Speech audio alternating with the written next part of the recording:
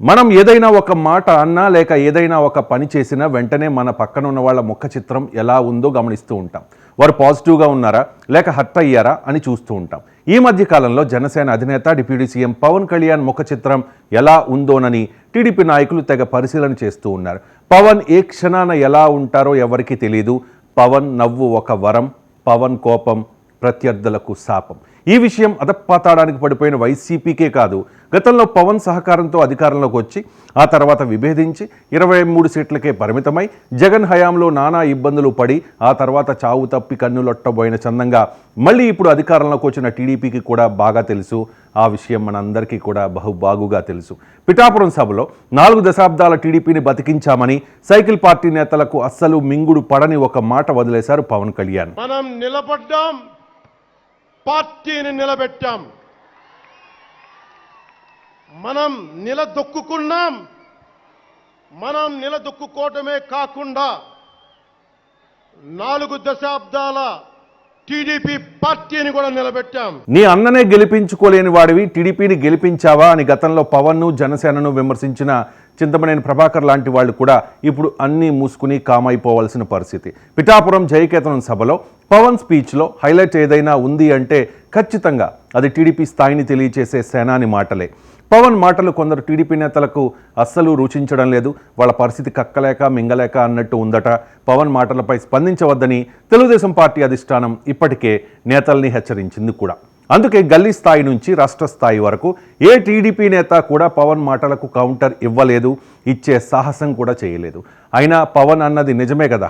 పవన్ మాటలకు ఇప్పుడు ఇబ్బంది పడుతోన్న దేశ నేతలు మరి చంద్రబాబును జైల్లో పెడితే ఎక్కడ దాక్కున్నారు, ఏం చేశారు, కనీసం రోడ్డు మీదకు వచ్చే ప్రయత్నమే చేయలేదే.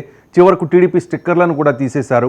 స్కిల్ డెవలప్మెంట్ కేసులో అరెస్ట్ అయి టీడీపీ అత్యంత క్లిష్ట పరిస్థితుల్లో ఉన్నప్పుడు మగాడిలా బయటకు వచ్చి సైకిల్ పార్టీని బతికించింది పవన్ కళ్యాణ్ కాదా? పవన్ రోడ్డు మీదకు వచ్చే వరకు టీడీపీ నేతలు సైలెంట్గా లేరా? రాజమండ్రి సెంట్రల్ జైల్లో బాబుతో ములాఖత్ తర్వాత పవన్ పొత్తు ప్రకటన చేయకపోతే ఆ పార్టీ పరిస్థితి ఏంటి? ఈ విషయాన్ని స్వయంగా చంద్రబాబు, భువనేశ్వరి, లోకేష్లే పలు సందర్భాల్లో ఒప్పుకున్నారు. నేను లాస్ట్ వీడియోలో చెప్పినట్టుగా వైసీపీ అధికారంలో ఉండగా కృష్ణా, గుంటూరు జిల్లాల్లో కనీసం ఎన్టీఆర్, చౌదరి అనే బండ్ల మీదో కార్ల మీదో రాసుకోవడానికి భయపడే రోజుల నుంచి ఇప్పుడు వారంతా దర్జాగా తిరుగుతూ ఉన్నారు అంటే ఆ క్రెడిట్ పవన్ది కాదా? జనసేనకు ఆ క్రెడిట్ రాదా? ఇక అసలు పాయింట్కి వచ్చేద్దాం.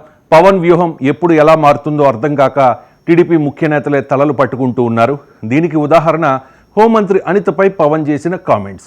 మీకు చేత కాకపోతే నే చూసుకుంటా అంటూ హోమ్ మినిస్టర్పై పవన్ చేసిన వ్యాఖ్యలు అప్పట్లో హాట్ టాపిక్గా మారాయి. హోమ్ మినిస్టర్ అనిత గారు కూడా చెప్తా ఉన్నాను, మీరు మంత్రి, మీరు హోమ్ మినిస్టర్, నేను పంచాయతీరాజ్ శాఖ మంత్రినే, నేను అటవీ శాఖ మంత్రిని, పర్యావరణ శాఖ మంత్రిని, హోం మంత్రి శాఖ మీరు బాధ్యత వహించండి. నేను హోంశాఖ తీసుకున్న పరిస్థితులు వేరుగా ఉంటాయి, గుర్తుపెట్టుకోండి. ఇక తిరుపతి తొక్కిసలాట ఘటనపై కూడా పవన్ కళ్యాణ్ క్షమాపణ చెప్పి టీడీపీ నేతలను ఇరుకుని పెట్టేశారు. దీన్ని బట్టి పవన్ కళ్యాణ్ స్పష్టంగా ఒక విషయాన్ని చెప్పేయాలనుకున్నారు. చంద్రబాబు నాయుడు నాయకత్వంలోని కూటమి సర్కార్ మంచి పనులు చేస్తే తన మద్దతు ఉంటుంది, కానీ కూటమి ప్రభుత్వం ప్రజలకు నచ్చని పనులు చేస్తే మద్దతు ఉండదని చాలా స్పష్టంగా పవన్ కళ్యాణ్ తేల్చి చెప్పేశారు.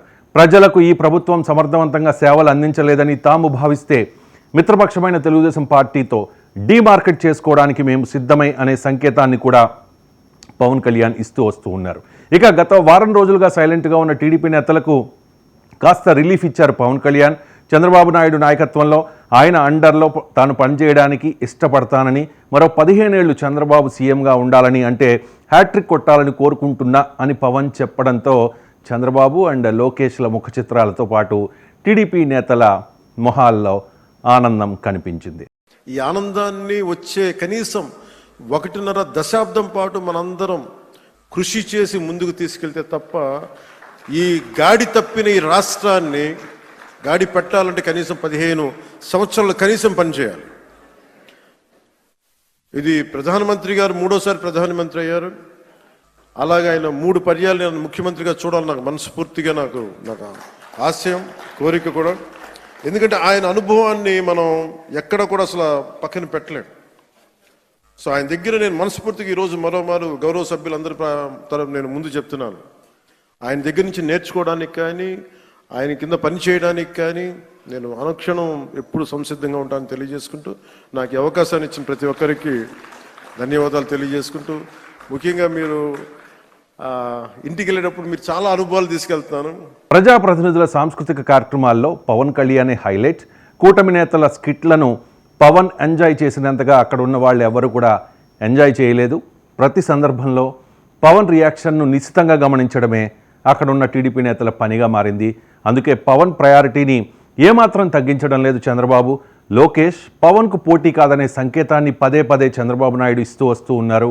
అందుకే ప్రజాప్రతినిధుల సాంస్కృతిక కార్యక్రమాల్లో లోకేష్ను ముందు వరుసల్లో కూర్చోనివ్వకుండా జాగ్రత్త పడ్డారు. లోకేష్ కూడా ఏ విషయంలోనూ పవన్కు తాను పోటీ అనే సంకేతాన్ని ఇవ్వడం లేదు. పవన్ను ఒక అన్నలానే గౌరవిస్తూ ఉన్నారు లోకేష్. ఎందుకంటే పవన్ చేసిన త్యాగం, పవన్ చేసిన సహాయం అలాంటిది. మరి 2024 ఎన్నికల ఫలితాలతో పవన్ కళ్యాణ్ రేంజ్ ఏంటో దేశానికి తెలిసింది. పిఠాపురం సభతో పవన్ స్టామినా ఏంటో టీడీపీకి మాత్రమే కాదు, భారతీయ జనతా పార్టీకి కూడా తెలిసింది. అందుకే పవన్ను వదులుకోవడానికి, పవన్తో పెట్టుకోవడానికి ఏ ఒక్కరూ సాహసించలేరు కూడా. అలా చేస్తే అది వారికే నష్టం. అందుకే పవన్ నవ్వు ఒక వరం, పవన్ కోపమే శాపం.